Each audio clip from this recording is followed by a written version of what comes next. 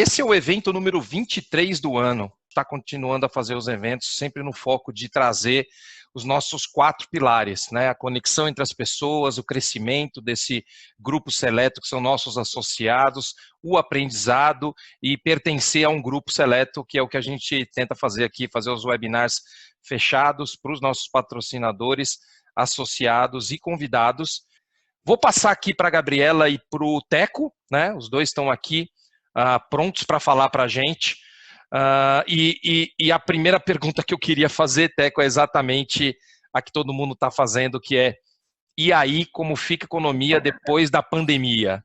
Bom, Renato, enfim, vamos só contextualizar, né? Tudo que a gente está conversando aqui hoje são com as informações até 10 de julho, né?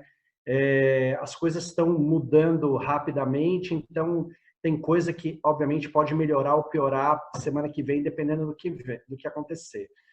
Acho que hoje a gente já está melhor do que a gente esteve, né? Acho que abril e começo de maio ali é um voo cego, né? A gente está com 3 crises simultâneas. A gente tem uma crise de saúde, a gente tem uma crise econômica, a gente tem uma crise financeira, as 3 acontecendo ao mesmo tempo. Isso nunca uma causa a outra, mas elas não se retroalimentam, né? Então a gente precisa resolver a crise de saúde para as outras 2 andarem. E ali em abril, maio, eu acho que é o pior momento da economia para todo mundo, porque a gente ali ainda a gente tinha praticamente só perguntas sobre o Covid. A gente não tinha em lugar nenhum, fora a China, que não conta informações se a história tinha passado, se havia um jeito de você equacionar essa história até a chegada da vacina. E aí começa a ter uma mudança de perspectiva, que eu acho que é onde a gente está nesse momento, quando a gente percebe que, as coisas... né, esse problema de saúde, ele será resolvido. A questão é a que preço e a custo de quantas vidas, mas ele será resolvido.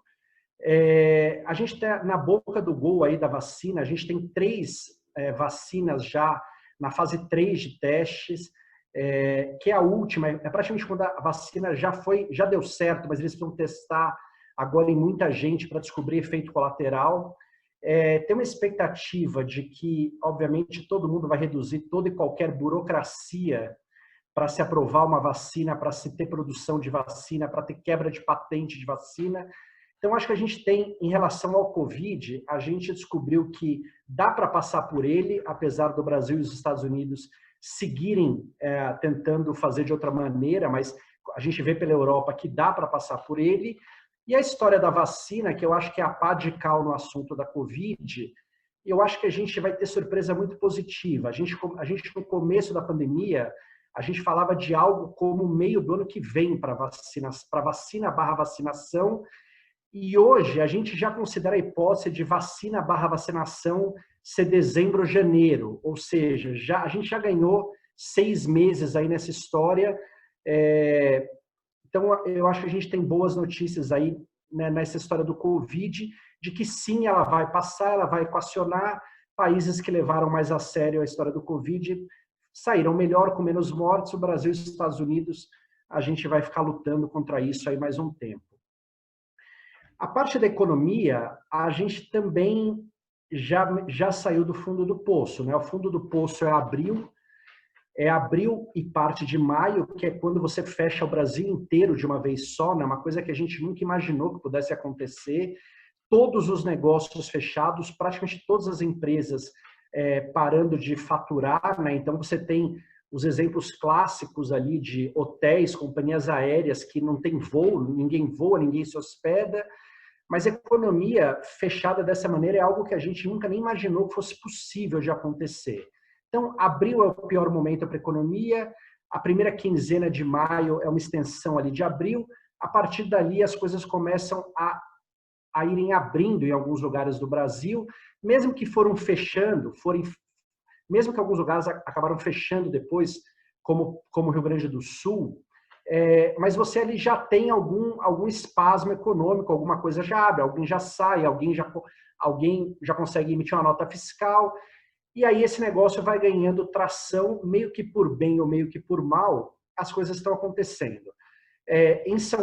em São Paulo e o Rio, que é o que interessa para a economia brasileira de fato, porque é onde está toda a produção, todo o consumo, todo o PIB, a gente está numa evolução, né? Toda semana abrem mais coisas, os horários são ampliados, mesmo que a gente não entenda muito bem por que está acontecendo isso agora, se segue morrendo tanta gente. Mas em termos de economia, as coisas aconteceram, o pior já ficou e a gente está saindo. E a parte financeira, misteriosamente, foi a mais aguda, né? A queda mais aguda e a recuperação mais rápida também. Os bancos centrais injetaram uma fortuna, um caminhão de dinheiro inimaginável no mundo, o Banco Central brasileiro também. Os juros caíram para níveis que a gente nem imaginava que pudesse existir, uma Selic em 2,25 no Brasil, nem no banco imobiliário no Brasil isso é permitido acontecer. Então, a parte financeira acabou se equacionando, porque se disponibilizou um caminhão de dinheiro, jogou as pessoas, de uma certa maneira, para tomarem risco, né, para procurarem investimentos em risco. Hoje, o Ibovespa fechou agora 100 mil pontos pela primeira vez desde março. Então, eu acho assim, a gente já saiu do pior momento nas 3 crises. Eu acho que aqui a gente tem que torcer para que se resolva mais rapidamente, evidentemente, é a da saúde, porque é ela que embute um risco nas outras duas, e a gente vai começar a tocar a vida. A gente vai ter o segundo semestre em diante para tentar recuperar um tombo do primeiro semestre que vai ser grande, né? O segundo trimestre, acabado em junho, a expectativa é de um PIB menos 10, que é uma coisa inacreditável da gente imaginar. Numa apresentação não tem nem escala para pôr um menos 10, era sempre mais meio, mais 1, mais 0,2, e aí você joga um menos 10, distorce o gráfico todo. Mas as coisas vão melhorar. Acho que a questão vão melhorar porque, obviamente, quanto mais coisa for abrindo, mais as coisas vão melhorando. E o que a gente tem que ficar de olho agora, que eu acho que é o que vai dar velocidade para essa melhora e sustentabilidade para essa melhora, é o que o governo consegue, primeiro, né, fazer uma limonada desse limão, que é, no meio desse caos todo, conseguir aprovar coisas que o país precisa para ter uma economia mais pujante. Isso são reformas microeconômicas, reformas macroeconômicas, a gente está falando de desregulamentação, de privatização, de concessão, essas coisas que já estavam na agenda do governo, mas que estavam saindo de forma muito lenta, elas pararam e a gente está na expectativa de como é que vai ficar esse tom amistoso ali entre governo, entre executivo, legislativo, entre oposição, entre todo mundo, para saber se a gente consegue criar um ambiente que a gente consiga fazer uma limonada disso. Quer dizer, nesse caos a gente consegue aprovar coisas que a gente talvez não conseguisse aprovar durante esse ano. E a outra coisa que a gente vai ficar de olho é o quanto que essas coisas que o governo fez, de auxílio emergencial, de gastar uma dinheirama que o governo não tem, mas que precisava fazer nesse momento para salvar vida e salvar negócios, o quanto que ele vai conseguir tirar isso a partir do ano que vem. Porque, só para vocês terem uma ideia, a gente teve um déficit primário ano passado de 60 bilhões, 69. Esse ano ia ser mais ou menos isso. O ano que vem cairia. E 2022 a gente teria superávit primário depois de 9 anos, né? Então, a gente saiu de uma previsão de 60 bilhões de déficit para algo como 800 bilhões de déficit, que é o que vai ter esse ano para o Brasil. Então, a dívida do país vai explodir, o déficit vai ser estratosférico, e a gente precisa dar um sinal para todo mundo, se esse ano é um ponto fora da curva, e aí a gente começa, ano que vem, 21, 22, 23, a gente começa a cuidar de novo das contas públicas para que a dívida se estabilize, pelo menos, ou se vai ser a farra do Centrão, se vão aproveitar esse caos todo para liberar dinheiro para coisas que a gente nem acredita, e aí a gente vai entrar numa espiral que a gente já conhece muito bem, que é gastar cada vez mais, ter problema de contas públicas, não ter dinheiro para fazer investimento, aí o custo do dinheiro sobe, então vão subir os juros, vai subir a inflação, e aí a gente vai voltar ali para 2014, 2015, ali no pior momento que a gente teve, que é o governo Dilma, onde tudo isso era mais ou menos... era como funcionava a economia, e acho que é o pior dos mundos. Então, acho que a gente tem que ficar de olho nessas duas coisas, né? No desmonte de tudo isso que é temporário e na capacidade do governo de aproveitar esse caos, né, essa calamidade que ficou na economia, para conseguir aprovar coisa que o país precisa, que às vezes numa negociação com tudo acontecendo é sempre mais difícil, porque tem ali na frente uma disputa política, sempre tem uma eleição ali na frente, onde se quer atrapalhar o governo que está comandando. Então, são essas duas coisas que eu acho que vão definir se a gente vai recuperar 2020 em um ano e pouquinho, em um ano e meio, em dois e meio, entendeu? É isso que mais ou menos que está em jogo agora e que eu acho que vale a pena a gente ficar de olho para ter sinais melhores.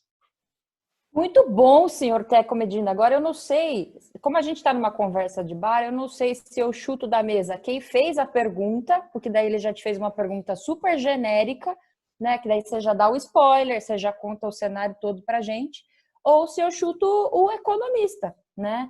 Ah, não era ele? Não, é tudo lindo, mas é que eu estava tomando nota aqui e foi difícil de acompanhar, tá? Então depois você passa pra gente o resumo da ópera, que eu quero saber por onde eu começo. Não, mas ele pode repetir tudo de novo. Vamos embora. É isso que a gente vai fazer, aos poucos. É isso que a gente vai fazer.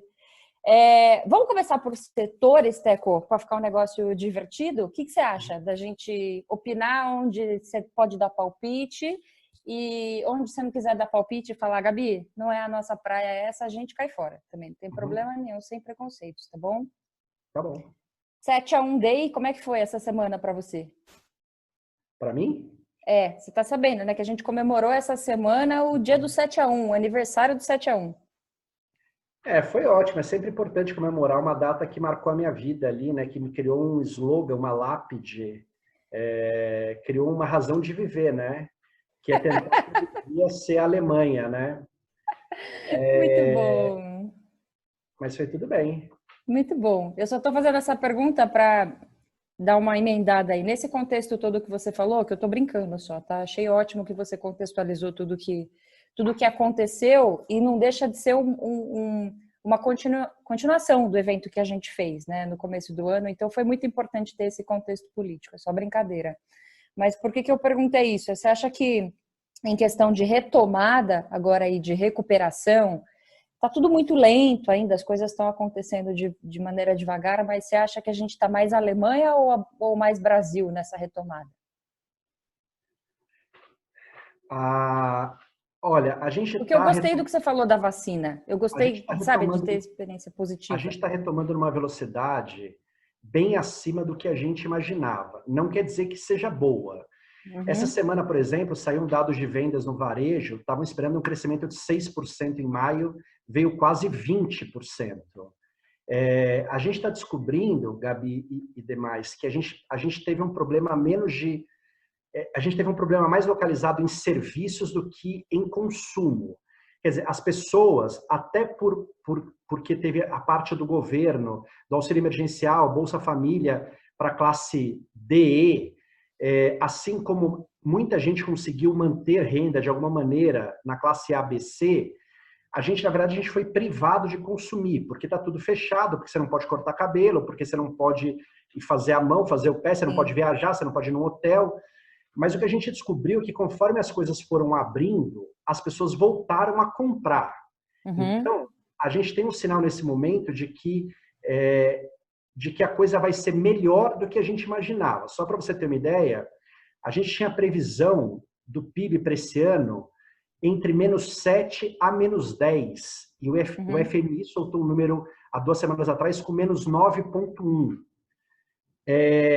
Eu vou falar para você que se a pandemia for mais ou menos isso que está acontecendo, com os números que a gente já tem do segundo trimestre, com os números de julho, esse número hoje é 5,9.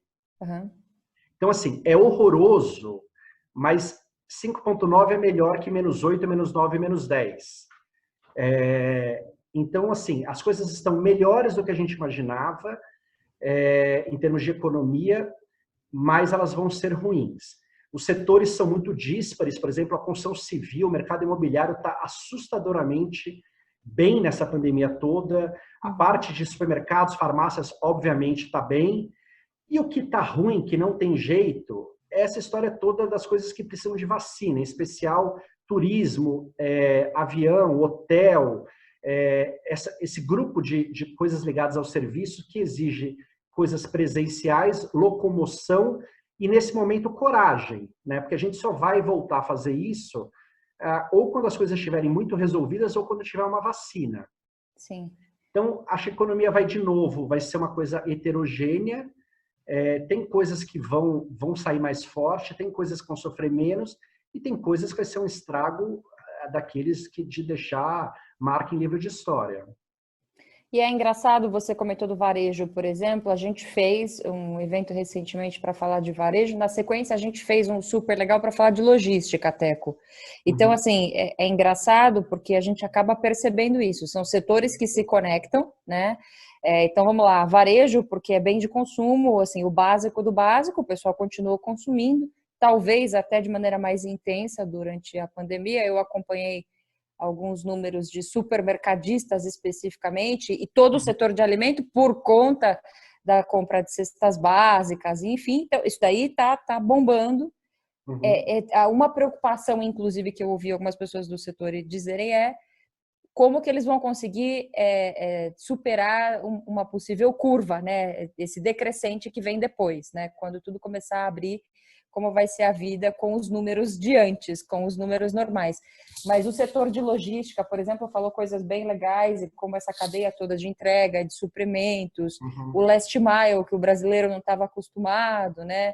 A gente tem aí o advento do comércio online ainda com um mundo muito inicial, né, para o brasileiro, ainda tem um potencial absurdo para ser explorado, né? Mas você vê? Essa parte do online, por exemplo, a gente fez em 5 meses o que a gente faria em 5 anos, né? Esse é um ponto. Então, assim, ele foi super acelerado, né?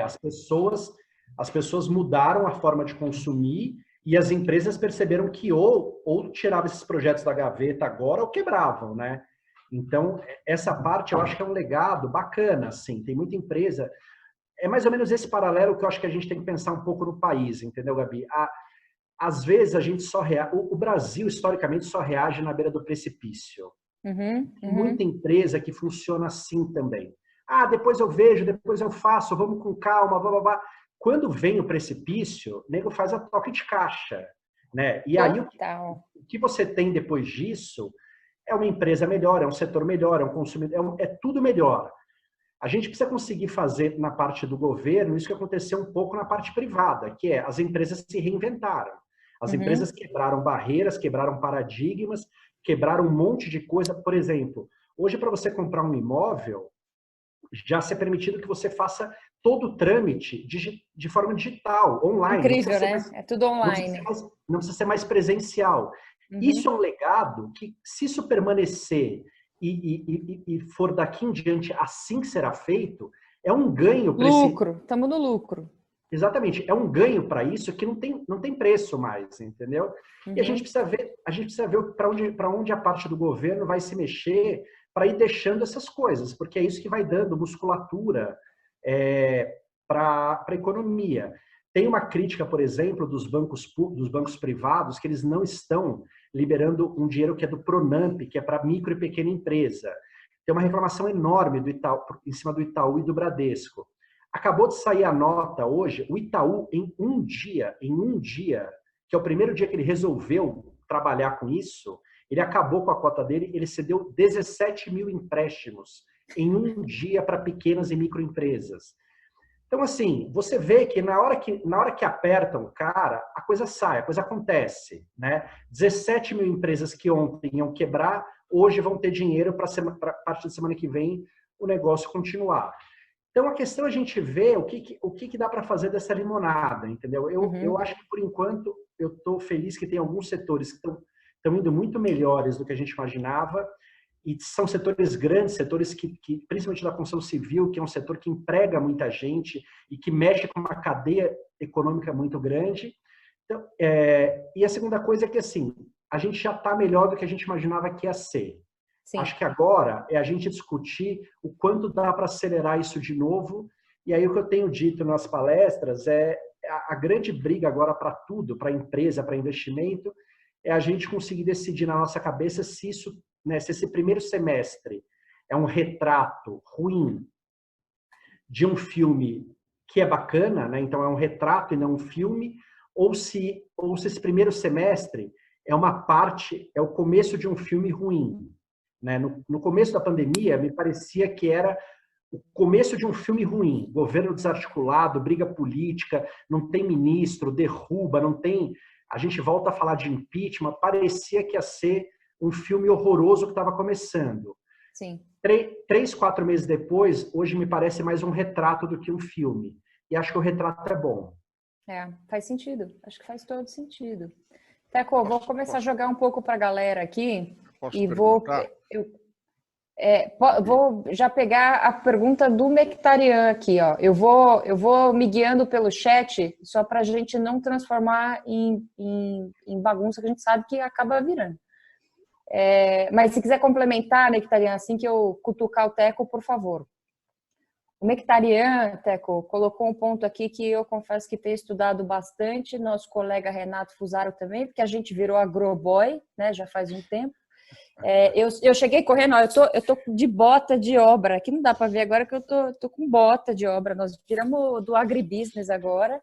E o tá com a gente aqui da Bung, meu concorrente. Bung também, aí, ó, Bung com a gente. Concorrente na vida ideal vários... e amigo na Cornet, é assim mesmo.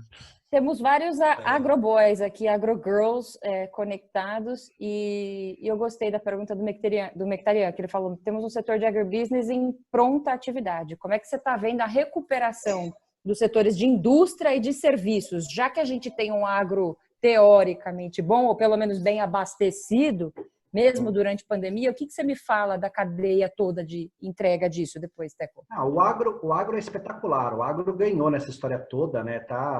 Enfim, vai crescer acho que 8% o agronegócio esse ano, tem preço bom, a gente tem uma produtividade absurda, né, em relação ao resto do mundo. Hoje mesmo saiu notícia de que os frigoríficos dos Estados Unidos estão sendo embargados, então a gente vai começar a vender mais carne ainda para os Estados Unidos e para a China. O agronegócio, cara, é a nossa joia da coroa já há muito tempo e esse ano vai ser de novo. Os serviços, Gabi, que é a parte que mais importa, é o que parou. Né? A crise que a gente tem é uma crise no setor de serviços.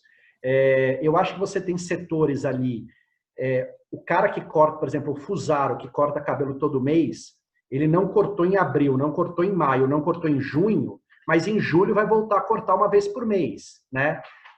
Você que faz a mão, você não fez em abril, não fez em maio, mas vai fazer a mão agora todo mês. Agora sim, viajar de avião, hospedar em hotel, vai demorar um pouco mais, a velocidade é outra. Então, eu acho que o problema na economia é no setor de serviços, e acho que, assim, em alguns setores é um V, né? Porque, assim, tem coisa que você...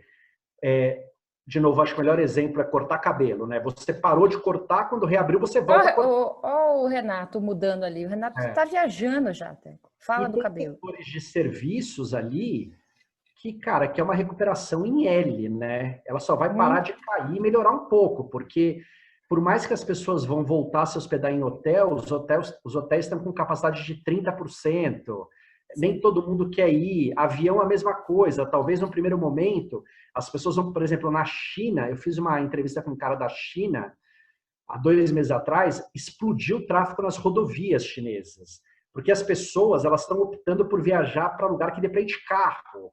Elas não estão cancelando as férias, não estão adiando viagem, elas estão, no primeiro momento, indo de carro. Então, você tem as estradas cheias e os aeroportos mais vazios. E a indústria, como sempre, é uma gangorra. Você tem coisa ali que está se reinventando, que está conseguindo, vai conseguir sofrer um pouco com a crise, e tem setor ali da indústria que a crise é quase uma pá de cal ali nos caras, entendeu? Então, vai ser heterogênea essa volta. Essa volta vai ser bem heterogênea e tem coisas que são meio claras que vai demorar um pouco mais. Eu vou seguir aqui com as sugestões do pessoal, Teco. O Edson fez... Nectarian, cobriu? Beleza? Cobriu, tá ótimo. Tá na verdade, tinha uma segunda parte, mas eu não quero chutar o pau da discussão. E o Teco usou um termo que é bastante relevante no Brasil, né? Temos uma joia da coroa. E num país onde tudo vira política, as joias da coroa são as primeiras a quererem ser saqueadas. Mas isso a gente deixa para uma próxima discussão, se o agri vai ser um alvo político para a campanha ou se esse crescimento que a gente está tendo num setor que está sendo sustentável, ele pode também sofrer em discussão política, mas deixa essa para a próxima. Desse governo. O agro não perde nesse governo. Nesse não. O agro tem uma ministra da Agricultura espetacular, a parte de infraestrutura do agronegócio apoia, o agronegócio, via de regra, tem crédito separado, e o ministro do Meio Ambiente, é bom lembrar, é um co-ministro da Agricultura, né? Então, vou te falar uma coisa, se há uma parte nesse governo que me parece absolutamente protegida, e não é protegida no mau sentido, é o agro.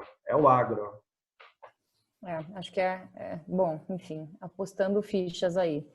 O Edson fez um comentário aqui, Teco, que ele comentou de um webinar com o ministro da Infraestrutura, e parece que a gente vai ter uma série de investimentos em privatizações. Eu sou muito fã do Salim Matar, que está lá e que sempre encabeçou a conversa das privatizações. É um cara que eu tive o prazer de interagir um pouco. E eu confesso que assim que o Bolsonaro foi eleito e montou o time, eu tinha certeza absoluta que a gente ia conseguir privatizar tudo. O discurso estava muito claro, ele tinha as pessoas certas, os recursos certos, e nada aconteceu. Nada aconteceu. O que você vê daqui em diante? Tá, só separar duas coisas, né? Infraestrutura é com Tarcísio, né? Que é, mas de longe, o melhor ministro desse governo. O cara é uma máquina de entrega. Sim. É o cara de pouco marketing e entrega. O cara já recapeou a estrada que era terra há 200 anos. Todas as concessões e PPPs que estão no ministério dele andaram. A grande porrada do setor dele é a privatização completa dos aeroportos, né?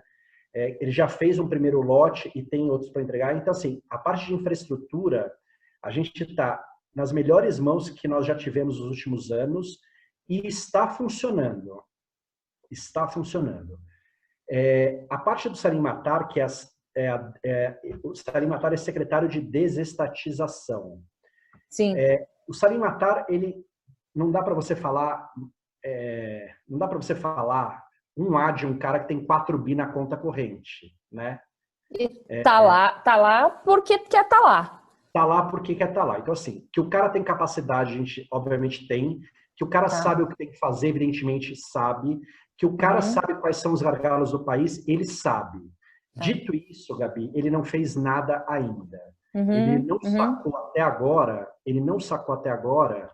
que o governo federal não é como a empresa dele, que ele manda, que um cara faz, que ele manda um cara assinar um papel. E ele não entendeu que tem processo, que tem processo, que tem negociação com o Congresso, que tem licitação, você tem que fazer toda a parte burocrática dos negócios. E todos os números que ele usa, do que ele já desestatizou até agora, são números muito picaretas, porque é quase tudo do BNDES. Né? Faz sentido também. Todas as coisas que são vender empresa mesmo, cara, não tem nada de relevante. Tem um calendário, tem promessa, mas não aconteceu nada. Os Correios, que era a coisa de campanha, nem se mexeu. A Eletrobras, que o Temer está tentando privatizar desde 2016, está no mesmo lugar. Então, assim, ele é um cara muito bem intencionado, é o cara certo no lugar certo, mas até agora, julho de 2020, ele não entendeu o jogo. Não entendeu o jogo. Então, ele, para mim, ele é o Tarcísio. Tem culpa no cartório. O Tarcísio e ele, para mim, são os dois extremos desse governo, entendeu? Boa, é um bom comparativo. A melhor entrega e a pior entrega. Obviamente, eu estou aqui ignorando qualquer Weintraub da vida, porque esses caras, eu não esperava nada deles. Estou dizendo de quem eu esperava. E o país precisa. E o Brasil, vai acontecer uma outra coisa muito importante agora, que o Brasil, ele vem tendo chances há 10 anos, ele não percebe isso. De novo, você vai ter um momento no mundo onde o mundo vai estar completamente líquido, completamente com apetite a risco, completamente interessado em comprar coisas em países como o Brasil. O Brasil não pode ficar perdendo essa chance de passar para a iniciativa privada coisas a um preço bom na hora que os caras querem. E essa janela vai abrir de novo, entendeu? A chance de você vender uma Eletrobras, um correio, de você privatizar os aeroportos, é agora, no momento que você tem juros zero, porque aí, como o dinheiro não é remunerado, o cara tem que comprar coisa, tem que comprar projeto, porque senão o dinheiro fica sendo remunerado a zero, né? Você começa a ver já um certo, pelo menos uma paquera de investimento estrangeiro nesse momento no Brasil. Teco ainda está muito reticente. Porque eu confesso que, assim, o seu discurso faz todo sentido e acho muito legal. Assim, é até uma luz no fim de um túnel que parece não muito longo, mas eu ainda não estou conseguindo ver investimento estrangeiro chegando no Brasil, e é interessante, porque a gente está com um FX rate absurdo, onde faria sentido ter um monte de gringo começando a injetar na nossa economia aqui. O que você está vendo disso? Gabi, eu acho que eu já devo ter falado isso nos eventos da Cornet algumas vezes, mas assim, o Brasil, no papel, ele é o sonho de consumo de qualquer empresa global. O Brasil é um país continental, é um país com 200 milhões de habitantes, é um país ocidental, que faz muita diferença, porque o ocidental, ele primeiro consome, depois ele poupa, e o oriental primeiro poupa para depois consumir. O Brasil é uma democracia, gostemos ou não, achemos o Bolsonaro uma merda ou não, mas o Brasil é uma democracia. E o Brasil é um país legal. O Brasil é um país que as pessoas associam lá fora a carnaval, a futebol, a abraço, a mulher bonita, entendeu? O Brasil é um país bem visto. O problema do Brasil é que o Brasil ele se atrapalha há muito tempo. O Brasil está se atrapalhando. Eu já devo ter feito essa piada com vocês, mas vou fazer de novo, né? O Brasil, em 2014, teve aquela eleição maluca que foi aqui no Brasil. Em 2015, começou um processo de impeachment da Dilma. Em 2016, teve o impeachment da Dilma. Em 2017, começou o impeachment do Temer. Em 2018, teve a prisão do Lula, a facada do Bolsonaro e a eleição do Bolsonaro. Em 2020, o Brasil resolve patrocinar a hidroxicloroquina no mundo. A gente... Faz 7 anos que o cara quer pôr grana aqui, mas a gente não deixa. A gente não deixa, entendeu?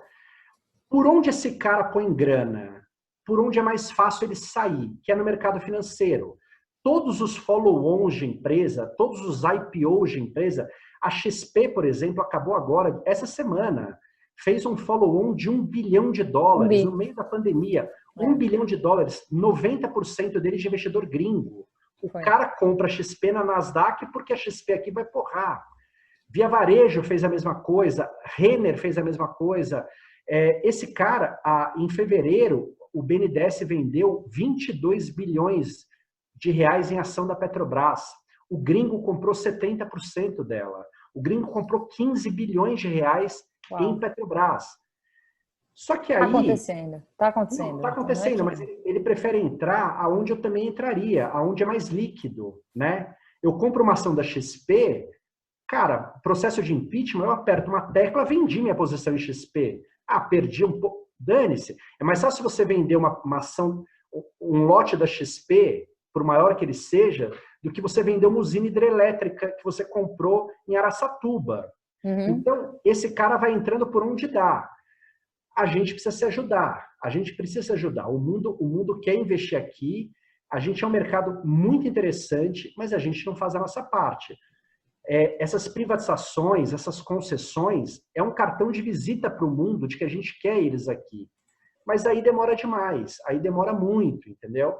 E assim, falando francamente, essa confusão política toda, que já faz parte do nosso histórico recente, ela é um pé no saco para a gente que é brasileiro. Imagina para o gringo que tem que ficar acompanhando isso lá de fora. Entendeu? Imagina o gringo, o cara da Suécia, falando num comitê de decisão de investimento deles, porra, mas agora o Bolsonaro se associou ao Centrão. Como é que você traduz Centrão para o sueco? Então, Teco, vou até fazer um parênteses. Essa é uma dificuldade que a gente, aqui esse pessoal todo que está conectado, que acaba tendo lastro, qualquer conexão com as empresas, né? Muitos aqui de nós trabalhamos com multinacionais ou com clientes multinacionais, a gente acaba tendo uma dificuldade enorme de explicar o que está acontecendo no Brasil, né? Claro. É muito difícil, é muito difícil. Então, assim, por mais que cada uma das pessoas que está conectada aqui tenha uma super capacidade dentro do seu segmento, assim, até um grande cansaço, né, que o profissional, principalmente no mercado imobiliário, acaba tendo que, além de você explicar o que está acontecendo especificamente para o nosso nicho, a gente tem que dar o contexto. E no Brasil sempre tem contexto político, econômico. A gente que é brasileiro, que mora aqui, que tem o sarrafo muito baixo, que a nossa história é um caos. A gente vive no caos desde que a gente nasce aqui no Brasil. Já nasce sofrido. Não, a gente que quer que dê certo, a gente que mora aqui, a gente que fala o idioma. A gente a gente não entende mais o que o STF faz, a gente não entende mais o que o TJ faz, a gente não entende mais quem é o Rodrigo Maia, a gente não sabe quem são os heróis, quem são os vilões. A gente, por exemplo, não consegue entender uma coisa, como é que, por exemplo, ontem, como é que a gente conseguiu dar um habeas corpus, a gente conseguiu dar uma prisão domiciliar para alguém que sequer preso está? Como é que a gente conseguiu? Olha, você que não está presa, a partir de agora você está em prisão domiciliar. Como é que você explica isso para um cara, entendeu? Então, assim, a gente precisa achar algum jeito, cara, de fazer alguma coisa suprapartidário, de voltar a ter lógica nas coisas. É muito difícil. Você vê um caminho para isso? Você vê um caminho para ter uma lógica? Eu estou mudando de mesa aqui igual em bar, tá? Estamos nessa. Não, eu acho que Você vê caminho? Não, eu acho que isso passa por a gente ter... Obviamente, a gente precisava ter um cara... A gente precisaria ter um presidente com mais capacidade de gerenciar e de aglutinar, né? Não foi a Dilma, não foi o Temer, não será o Bolsonaro. Uhum. E a gente precisa também ter uma classe política um pouco mais responsável com o país. E aí a gente cai na história que somos nós, né? Nós é que colocamos as pessoas lá. Mas o brasileiro, de maneira geral, eu sou um hard user do Twitter, o brasileiro está completamente louco. O brasileiro não consegue interpretar texto, o brasileiro não consegue entender ironia, o brasileiro não consegue mais nem entender a barbaridade que ele fala, entendeu? Por exemplo, a coluna da Folha essa semana, de um colunista que, na página 2 da Folha, diz que está torcendo para o Bolsonaro morrer, é de um mau gosto, é uma coisa inacreditável, porque apesar de ser o Bolsonaro, é um presidente da República. E apesar de ser um presidente, é um brasileiro. Como é que você vai no jornal mais importante do país, na página 2, e diz: eu quero que esse cara morra? E as pessoas aplaudem isso. É um fla-flu. Metade concorda, metade acha o cara um maluco. Então, assim, o sarrafo nosso está muito baixo. A gente precisa voltar a ter um sarrafo do tipo: olha, daqui a gente não passa. A gente não pode aceitar que alguém público venha defender publicamente que quer que alguém morra. É tudo muito polarizado o tempo todo, né? Não tem não tem uma coerência, né? A coerência não é uma coisa muito valorizada, né, nesse país. Isso é triste. A gente não era assim, né, Gabi? A gente não era assim, né? Em outros tempos, você tinha ali uma nota de corte, olha, daqui não dá para passar. Uhum. Daqui não dá para passar. E a gente deu um chute nesse sarrafo e foi embora, porque agora a gente está comemorando se um cara morre ou não morre, entendeu? Teco, eu vou fazer uma pergunta difícil, tá? Não é uma pergunta legal, assim, eu sei que são várias possibilidades, mas eu também gostaria de fazer essa pergunta, então vou fazer a pergunta do Carlos Balck. Chegou seu drink aí, Carlos? É isso que eu vi mesmo? Muito bom, muito bom. O Carlos Balck... daqui cedo, o motoboy tomou. O motoboy tomou mesmo. Ai, que precisamos auditar essa entrega. Desculpa interromper, Gabi. Mas imagina.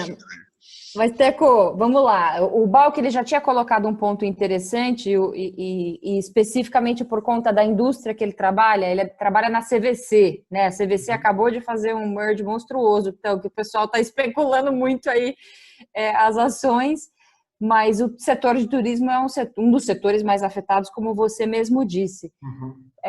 Mas o Balk fez uma pergunta capciosa aqui, né?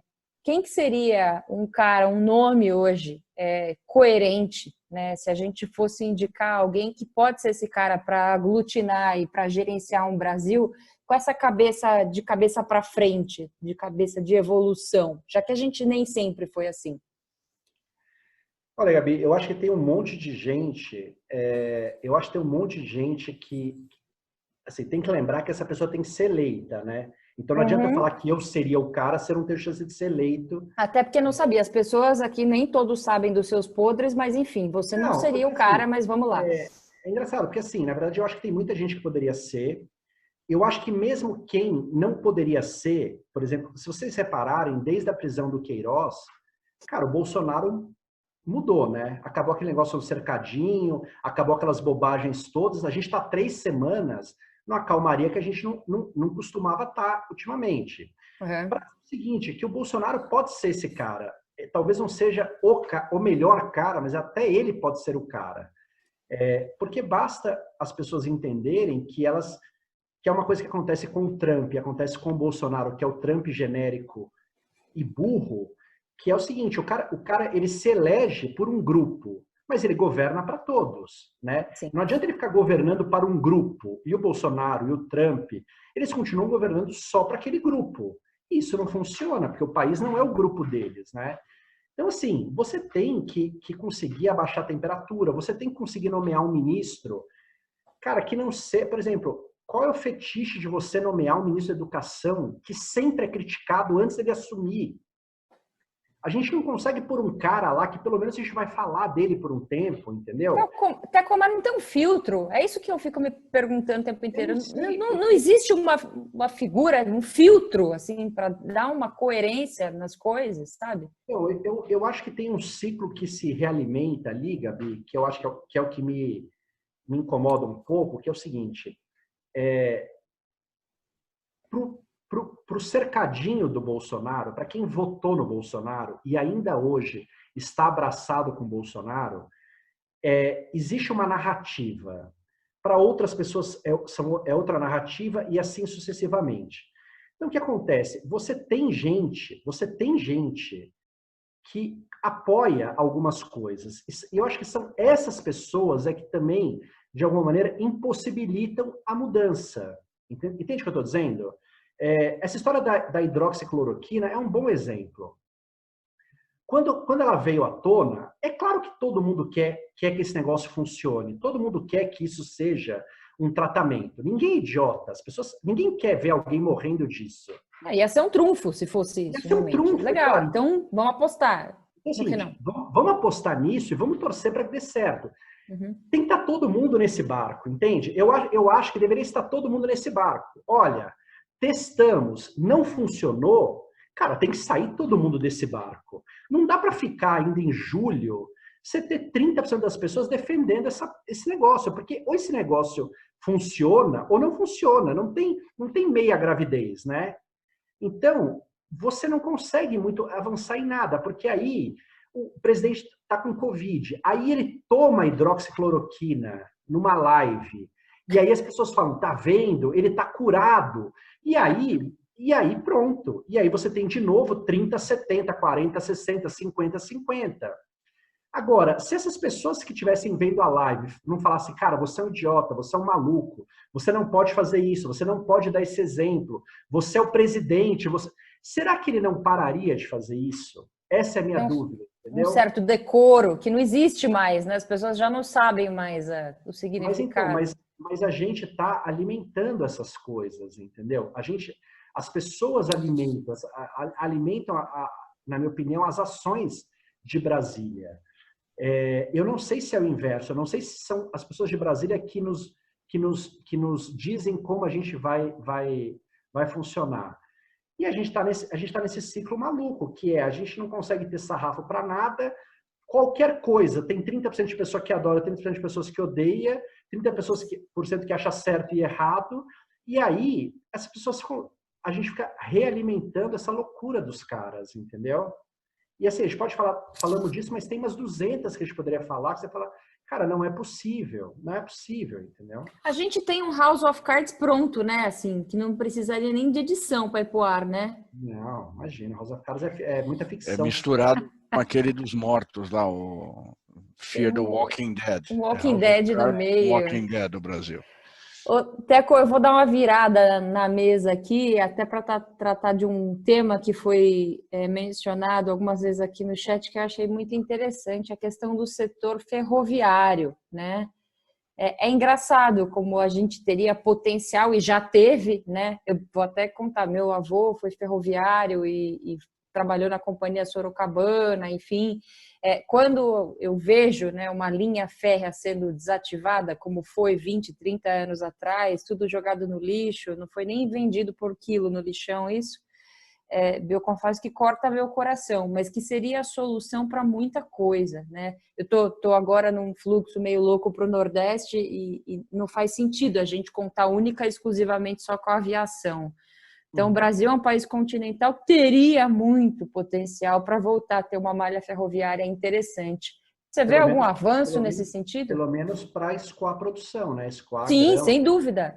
Aliás, esse é o objetivo principal, eu diria, né? Como principal viés. Essa é uma parte que eu estou animada, né? O Tarcísio já citou um pedaço grande ali de uma ferrovia ali da Vale, que ligava o centro ao sul ali do país, né?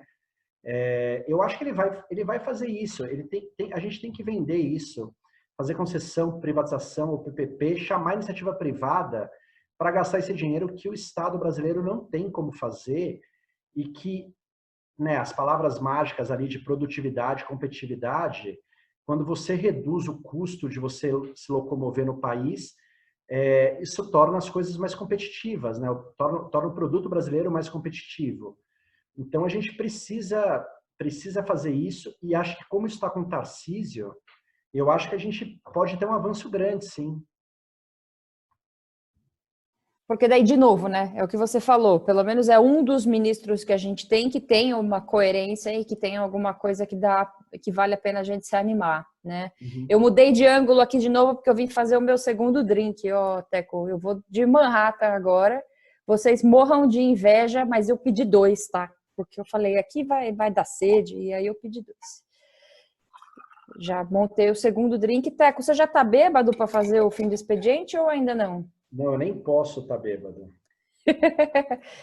Eu quero fazer uma pergunta bastante relevante. Você pode perguntar para o Dinho, o Ouro Preto, por que ele está parecendo a minha tia de 70 anos, já faz um tempo? Cara, eu posso, mas acho que não seria muito legal perguntar. Acho que não seria muito elegante. Como um sex symbol se torna uma tia-avó de 70 anos, né?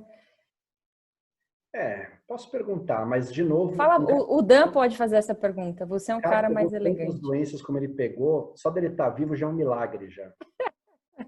Muito bom. Ó, a pedidos do pessoal aqui, eu vou voltar para o setor imobiliário, tá? A gente vai e volta, mas a gente sempre acaba voltando nos nossos tijolinhos aqui. Você falou da construção civil, né, Teco? E realmente a construção civil manteve a sua movimentação. Eu confesso que eu fiquei muito impressionada porque os meus amigos arquitetos, assim, pessoal que está fazendo obra, enfim, eu vi muita gente em plena atividade durante a pandemia, com algumas cautelas, talvez nem tanto, mas em plena atividade. Mas fala um pouco mais o que você está vendo especificamente do setor imobiliário. Eu sei que você também gosta de investir em fundos. Eu queria que você desse uma dica para essa galera aqui. Se você pudesse indicar um fundo imobiliário para botar mais uns centavos lá, o que você indicaria? Cara, um fundo imobiliário não. É o melhor fundo imobiliário, o melhor ativo disponível no Brasil. Chama-se RECT 11. Tenho também. Cara, você compra esse fundo e no final do ano me mande uma caixa de vinho. É um negócio que te paga 0,8% líquido ao mês, todo mês, dá mais ou menos 0,95% bruto ao mês, né? Ele dá, a cada mês, ele te dá mais ou menos 8 meses da renda fixa. Cara, Todo mundo anotou? Vocês anotaram o que é que manda? Não tem fundo imobiliário melhor do que esse. Os caras são uma máquina de ganhar dinheiro. E a cota está no preço bom também. A cota já teve 120, sim, agora está 100. Tá dando para comprar. É isso aí. Cara, pode comprar e me manda um vinho depois. Gabi, eu te mandei, obviamente você não viu, porque você não dá bola para mim, mas depois se você quiser mandar para o pessoal, eu até fiz uma apresentação outro dia de uns 20 minutos sobre o setor imobiliário num evento. Eu acho que eu recortei e te mandei, depois não sei se você vê, se tiver bom você manda para as pessoas. Foi. Sabe por que eu não dei muita bola? Porque o cara que para quem você fez o evento não é um bom parceiro da Cornet hoje, sabe? Eu tô namorando ele faz um tempo já e ele nunca vem. Então eu não vou ficar dando ibope pra esse cara, sabe? Não é por você, foi por ele. Não, mas o evento é da CBR Vitória. Não, o da CBRE a gente apoia sempre. Mas, enfim, deixa o parceiro de lado. Mas vamos lá, volta nele. Porque era um negócio que talvez fosse legal para vocês, mas assim, eu acabei fazendo umas 5 ou 6, nessa pandemia, umas 5 ou 6 eventos de setor imobiliário, assim, de Goiânia, do Paraná, do Espírito Santo 2 vezes, uma aqui de São Paulo. Cara, o setor passou batido por isso.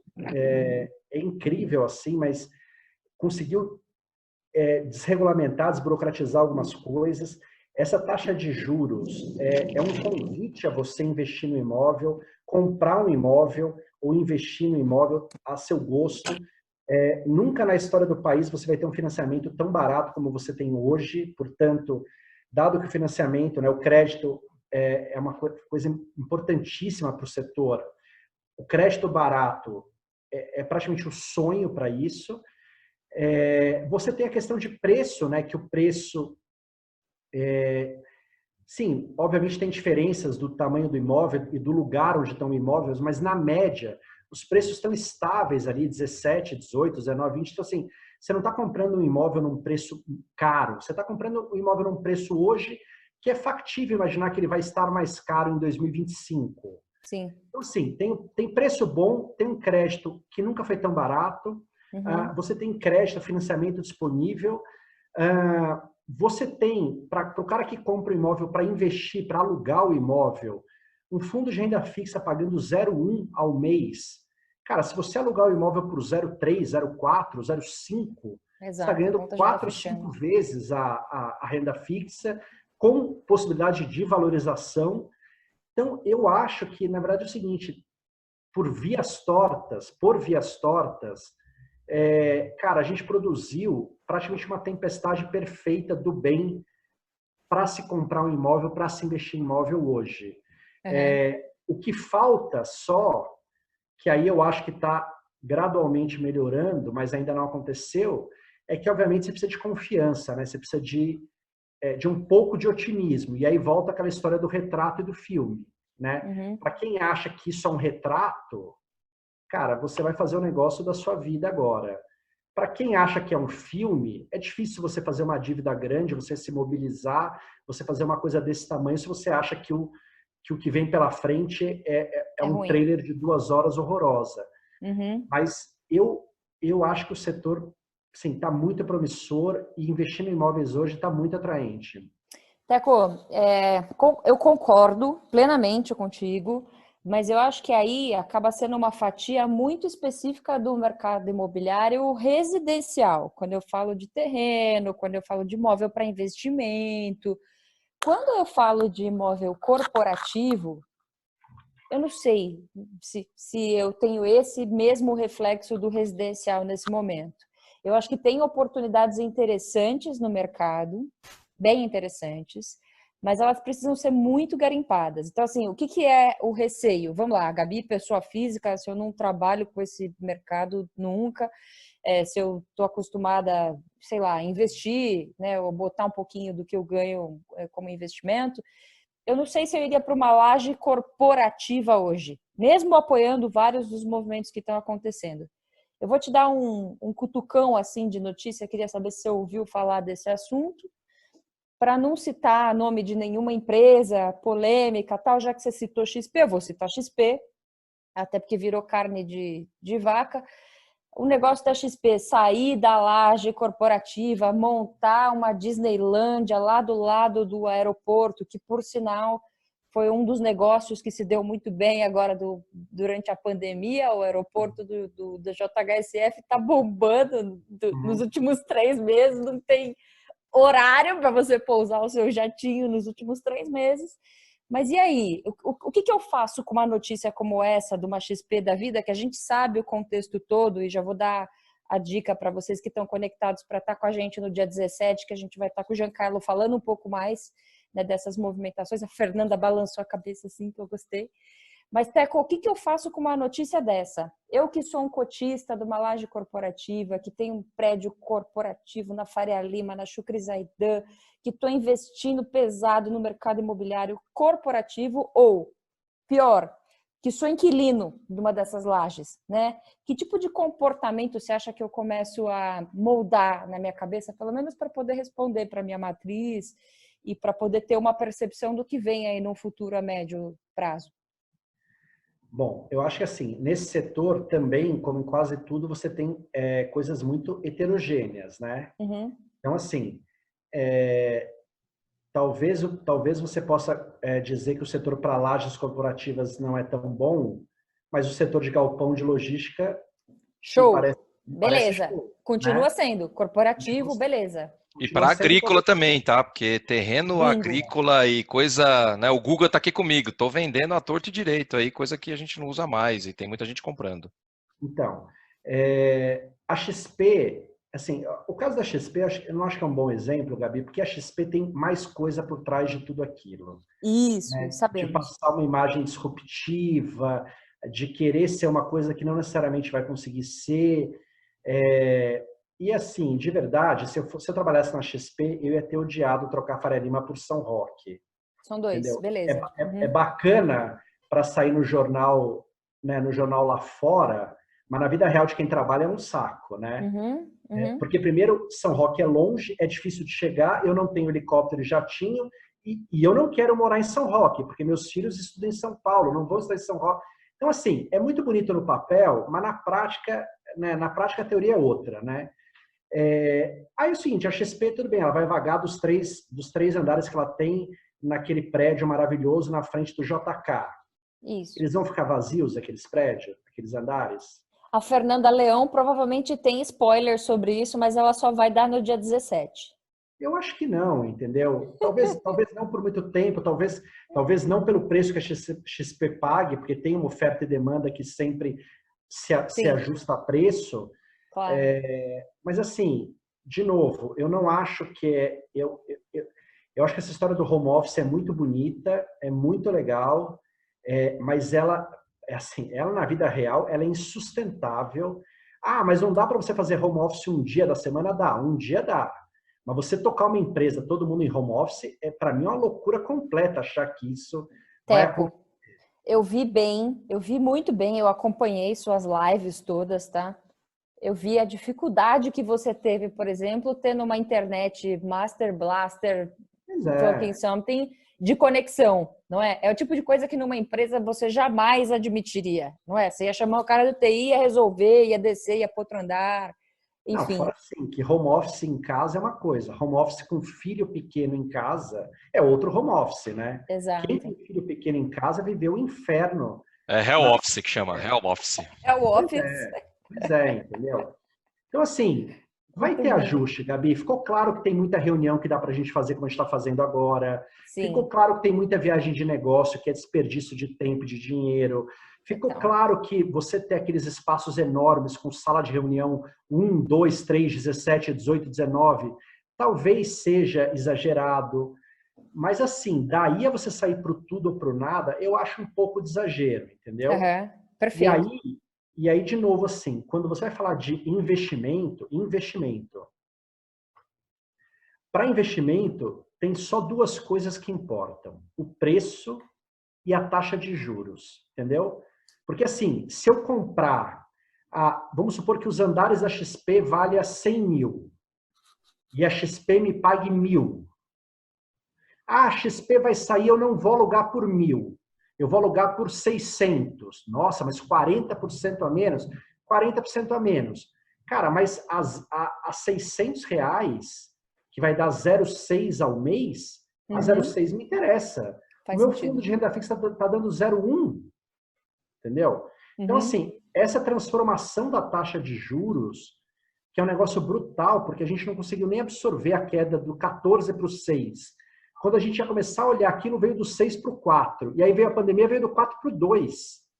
A 2, a real é o seguinte, não existe dinheiro remunerado a 2. Qualquer coisa remunera mais do que 2% ao ano. Sim. Então, eu sou comprador de laje corporativa, mesmo que demore, mesmo que o preço tenha caído, porque eu acho que a 0,1% ao mês me remunera.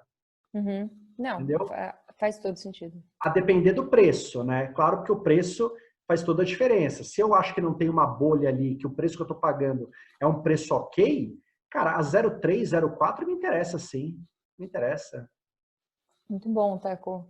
E aproveitando que você falou especificamente do que eu posso ter de retorno, eu vou fazer uma outra pergunta super injusta, assim, mas brincando um pouco, o que seria um próximo Magalu? Você falou de um fundo muito legal, mas até para entender um pouco de comportamento, onde você bota seu dinheiro em ações de empresas e não de fundo imobiliário? Olha, a próxima Magalu não vai existir nunca mais e a próxima Magalu hoje está com mais chance de continuar sendo a Magalu, por incrível que pareça. Legal. Cara, Gabi, eu acho o seguinte, tem uma transformação aí acontecendo, já tem uns 2 anos, mas que agora vai dar uma acelerada brutal, entendeu? Assim, a real é o seguinte, você tem hoje uma taxa de juros de 2% no país, com uma inflação para o ano que vem prevista em 3%. Então é o seguinte, qualquer opção conservadora, qualquer, caderneta de poupança, fundo de renda fixa, fundo DI, Tesouro Selic, CDB, todo esse grupo de coisas que dá mais ou menos uns 7 trilhões de reais no Brasil, todos eles darão no ano que vem um rendimento real negativo. Entendeu? Então é o seguinte, é uma fortuna de dinheiro que está se mexendo e que eu acho que vai se mexer cada vez mais rápido. Acho que isso explica essa bolsa ter voltado tão rápido. As pessoas estão mexendo no dinheiro delas, né? Quais ações... Pois essa semana foi surpreendente, né? Voltou aí praticamente a estaca. A bolsa está com um fluxo de recurso enorme, entendeu? E isso vai acontecer, isso vai derivar para negócio, vai escorregar para imóvel, vai escorregar para terreno, vai escorregar para empresa. As pessoas vão ter que remunerar o dinheiro delas de alguma maneira. Não vai ser como sempre foi.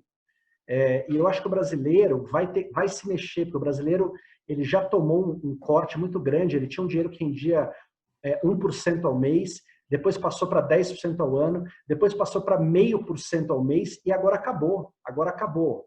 Sim. Então, eu acho que tem que migrar para o risco. Quais ações comprar? Eu acho que você tem que comprar sempre fundo de ações bons. É a melhor coisa para o leigo investir. É difícil você selecionar ações quando você não vive isso, exceto se você conhece muito. Por exemplo, eu, por acaso, tenho ações da JHSF, mas eu tenho porque eu confio muito no management da empresa. Correto. Né? Mas não porque eu entenda, porque eu realmente não entendo. E aí, nessa crise, caiu demais. Então, eu achei que valia a pena comprar. Mas, assim, é difícil para quem não trabalha no mercado você conseguir analisar o que é melhor entre A ou B. Por isso que eu acho que vale a pena entrar via fundo. A não ser que você goste muito de um setor, de uma empresa específica. Mas, assim, tem muita empresa muito barata ainda. Muito descontada ali, entendeu? Mas isso é uma dica boa, talvez. Porque se você consegue acompanhar, de certa forma, mesmo que como telespectador, a atividade daquela empresa, tipo uma JHSF... eu sou feliz de ter comprado alguma coisa no passado, porque eu sei de algumas movimentações que eles estão fazendo agora, onde que eles estão botando grana, enfim.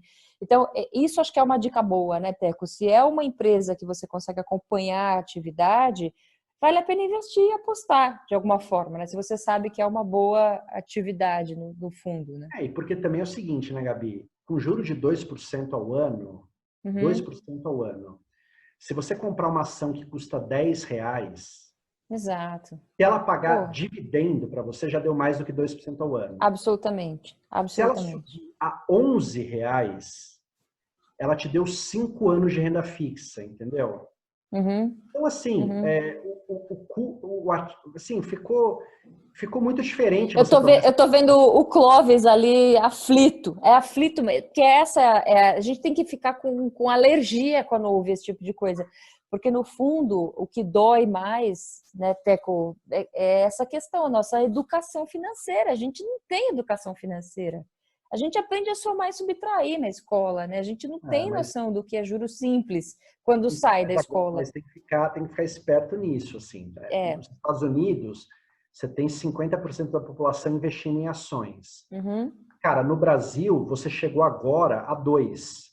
Uhum. O Brasil vai ter 50%? Nunca. Vai ter 30%? Nunca. Mas 10% é perfeitamente possível. Porque 10% somos nós aqui. Entendeu? 10% da população. O Brasil tem 20% da população que tem poupança, que trabalha, que tem renda, que tem dinheiro para investir. Entendeu? Uhum. E essas coisas vão mudar. E aí, a grande sacada que acontece nesse momento, que acho que no mercado imobiliário acontece também, é que você tem muita gente querendo entrar num funil muito pequeno. A Bolsa de Valores de São Paulo são 300 empresas. Quando você filtra, são 40 empresas. Exato. Não são mais do que 40 empresas. Você tem hoje 40 empresas no Brasil, você tem hoje no máximo 20 fundos imobiliários que tenham liquidez para valer. Cara, e você tem 5 ou 6 grandes incorporadoras no Brasil. Entendeu? Então, assim, é um funil pequeno. Quando entra a grana, é meio que um pega para capar. Entendeu? E eu acho que vai acontecer isso no Brasil esse ano, porque já está acontecendo. Nessa pandemia, com o mundo despencando e a Bolsa tendo 30% de queda em março, o pessoal física colocou R$1 bilhão na Bolsa. Foi a primeira vez na história que isso aconteceu. Exato. E não é porque o cara está mais corajoso, é porque o cara não tem opção. É onde sobrou, né? E o tio rico está ficando rico com isso. Tem um acrônimo que os caras lá fora usam, que você compra ações que tem o FOMA, né? O Fear of Missing Out, que é o medo de você perder a alta. Uhum. E agora o acrônimo é o TINA, que é o There is no alternative. Boa. Que é em juros zero, você não tem alternativa para pôr o dinheiro. Você vai pôr o dinheiro aonde? Onde vai? Uhum. Muito bom. Teco, tá no seu horário. Eu vou pedir uma gentileza enorme de você deixar uma mensagem final aqui para o pessoal da Cornet. E eu vou pedir para você caprichar, porque depois eu vou editar esse vídeo e vou usar essa mensagem em todas as minhas redes. É? Bom, eu sou ruim de despedida. Gabi, eu acho que acho que é um momento importante do país de novo, entendeu? A gente não tem muito sossego aqui no país. Você não consegue muito navegar ali por um tempo num mar mais ou menos tranquilo. Esse ano seria um ano mais ou menos tranquilo, né? O país ia crescer um pouco mais, a gente ia torcer para ter uma reforma, para acontecer uma coisa ou outra, aí vem a pandemia, cara, e joga meio que um tsunami d'água na cabeça. O que eu estou monitorando, eu acho que são essas coisas que eu falei para vocês no começo. Eu acho que vai fazer muita diferença. A gente teve a pior década da história do país, essa década de 2011 a 2020, né? E não é por conta do Covid, ela já seria a pior década em termos de crescimento de economia da história do país. E o que está em jogo agora, nesse restante de 2020, começo de 2021, é a próxima década. O que está em jogo agora é se essa história é um retrato ruim, né? De novo, um retrato ruim, um semestre horroroso, né? De uma década que vem para frente, que vai ser melhor, que vai ser mais parecida com a primeira década do que com a segunda, ou se a gente vai de novo procurar atalho, de novo vai ter governo populista, de novo vai ignorar as coisas que sempre deram errado e vai continuar fazendo isso, e vai transformar esse retrato ruim num filme ruim, que é uma próxima década muito aquém do que a gente precisa, do que a gente pode, entendeu? Eu acho que é isso que está em jogo. Pessoalmente, eu continuo achando que é só um retrato ruim. E por achar que é um retrato ruim, eu acho que a gente vai ter uma grande chance de ganhar dinheiro de verdade na economia real, em comprar ativos num preço de coisas que vão ser muito maiores daqui a 3 ou 5 anos. E para isso acontecer, precisa ter sido só um retrato. Então, a minha dica é isso, né? Monitorem o governo para ver se isso é um retrato ou se é um filme, porque aí faz diferença em tomada de decisão para a vida toda, né? No seu empreendedorismo, no seu endividamento, em como você investe seu dinheiro, em tudo, né? Porque se eu te falar que vão ser 10 anos que o país cresce, é uma coisa, se eu falar que são 10 anos iguais essa última década, é outra coisa. E acho que a gente está um pouco nisso em jogo. Então, acho que vale a pena ficar atento com isso, porque o Covid colocou a gente nessa situação de novo de ter que escolher um caminho, e eu, pelo menos, vou torcer para que o governo escolha o caminho correto, o caminho que vai nos levar a um lugar legal. Ah, muito bom, muito bom. Só faltou palmas no final, adorei. Teco, super, super, super obrigado.